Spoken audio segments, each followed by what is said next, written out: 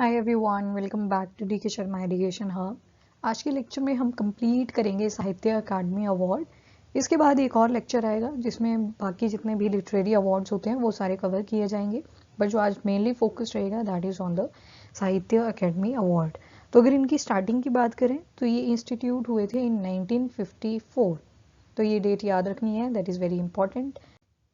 Basic feature से start करते हैं। तो किसको दिया जाता है ये अवार्ड? कुछ क्राइटेरिया होगा, ठीक है। अवार्डी जो होते हैं उनके लिए एक पर्टिकुलर क्राइटेरिया बनाया गया होता है, तो उसी के ऊपर साहित्य अकादमी अवार्ड दिया जाएगा। जैसे लिटरेचर में एक तो एक्सीलेंस होनी चाहिए, या तो फिर कोई लिटरेरी मेरिट होनी चाहिए। इसका मतलब है, अगर मैं एक छोटा सा एग्जांपल लूँ, आपको एक मैगजीन पता है एमटीजी नहीं तो फिर कोई और ले लेते हैं, योजना ले लेते हैं, ठीक है। तो ये लिटरेरी वर्क जो है ये हर महीने पब्लिश हो रहा है। क्यों हो रहा है? क्योंकि लोगों को अब ये पसंद आ रहा है, तो इसकी डिमांड जो है वो भी इंक्रीज करगी। तो पब्लिश होने की वजह से उनका जो काम है वो काफ़ी ज़्यादा पॉपुलर हुआ, लोगों को पसंद आया, तो वो और ज़्यादा पब्लिश करने लगे। वैसे ही ये एमटीजी है, ये साइंस से रिलेटेड काफ़ी ज़्यादा मैगजीन्स को पहले पब्लिश किया करते थे, बट जब इनको पता लगा कि मैगजीन्स की रीच तो काफ़ी ज़्यादा बढ़ गई, तो इन्होंने बुक्स भी पब्लिश करना शुरू कर दिया। तो उसी तरह से साहित्य अकादमी अवार्ड उनको दिया जाता है जिनका पब्लिशिंग इन लिटरेरी फील्ड काफ़ी ज़्यादा हो जाए, तो वो चीज़।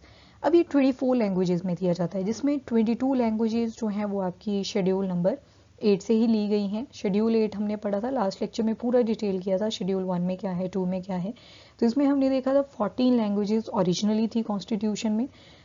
फिर उसके बाद कुछ +1 ये करी गई थी 21st कॉन्स्टिट्यूशनल अमेंडमेंट से, सिंधी को ऐड करा गया। फिर +3 इसमें नेपालीज, कोंकणी एंड मणिपुरी को ऐड करा गया, that was the 71st constitutional amendment. फिर उसी के साथ एक और करी गई जिसमें +4 हो गया, और ये 92nd कॉन्स्टिट्यूशनल अमेंडमेंट में ऐड करी गई थी, ठीक है। तो इसमें बोला गया 24 लैंग्वेजेस। तो 24 का मतलब है 22 आपके शेड्यूल 8 की, बाकी 2 इंग्लिश एंड राजस्थानी, क्योंकि हमने पढ़ा था कुछ एक अवार्ड्स ऐसे भी थे जिनमें इंग्लिश और राजस्थानी लैंग्वेज एक्सक्लूडेड थी। तो ये आपको पता होना चाहिए यहाँ पे। अब देता कौन है इस अवार्ड को? तो साहित्य अकेडमी ही देती है, जो कि नेशनल अकेडमी मानी जाती है ऑफ लेटर्स।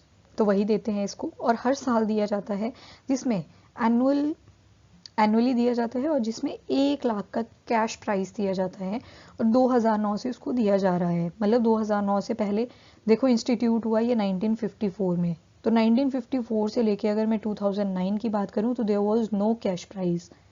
फिर उसके बाद 2009 में स्टार्ट कर दिया गया कैश प्राइज भी, जिसमें 1 लाख रुपया दिया जाता है। So this is very important again. और इसमें एक प्लेक दिया जाता है, जो स्टार्टिंग में आपने साइड में एक पिक्चर देखी थी, स्टोन का बना होता है, वो फ्लैट होता है बेसिकली, जिसका मतलब होता है साहित्य। देवनागरी स्क्रिप्ट के अंदर साहित्य उसका मतलब होता है। तो एक प्लेक दिया जाता है, तो that is very important. Plaque से आपको पता होना चाहिए, वो जो एक मतलब एक we can say trophy sort of thing है, बट वो फ्लैट होती है, ठीक है। सत्यजीत रे ने डिज़ाइन करा था ये प्लेक, और जो फर्स्ट अवार्ड था दैट वाज गिवन इन 1955। 1955 में फर्स्ट अवार्ड दिया गया, साहित्य अकेडमी अवार्ड। एंड किसको दिया गया वो चीज़ भी इंपॉर्टेंट हो जाती है, श्री मक्खनलाल चतुर्वेदी। इनका जो कंट्रीब्यूशन रहा that was in the Hindi language. इन्होंने एक बुक लिखी जो कि very important, Him Tarangini, Hindi poetry थी ये। This is very important point again, तो you should remember that Him Tarangini that was the Hindi poetry. तो फर्स्ट अवार्ड किसको दिया गया था 1955 में, मतलब 1954 में कॉन्स्टिट्यूट आपकी इंस्टीट्यूट हुई साहित्य अकेडमी अवार्ड, और 55 में दे दिया गया पहला अवार्ड, और किसको दिया गया? श्री मक्खनलाल चतुर्वेदी। अब इसके बाद थोड़े से और अवार्ड्स रहते हैं, जैसे Jnanpith award, Sahitya Akademi fellowship, Sahitya Akademi prize for translation, Saraswati Samman, Vyas सम्मान एंड भाषा सम्मान। वो सारे एक ही लेक्चर में कल कंपाइल कर देंगे, छोटा सा वीडियो होगा 6-7 मिनट का। सो अभी के लिए इतना ही। Till then bye bye, take care, thank you and have a nice day.